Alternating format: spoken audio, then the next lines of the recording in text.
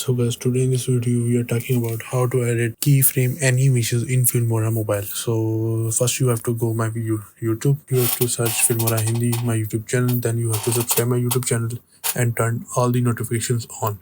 Now you have to go to Filmora mobile. Just open it and simply you can see the interface. You can go to new project. You have to paste keyframe on this. Just click on the timeline picture. You have to simply see this button.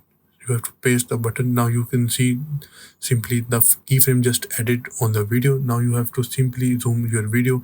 Simply you have to paste your keyframe. You can see my animation is ready. My simple animation is ready. I can play this video. You can see my keyframe animation is ready. If you want to remove your keyframe, then you have to simply click on that keyframe. You can see the keyframe is deleted. Now simply you can just export your video.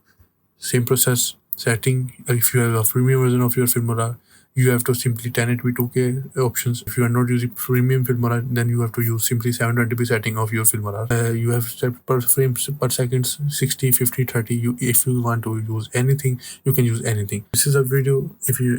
I hope if you like the video. Goodbye.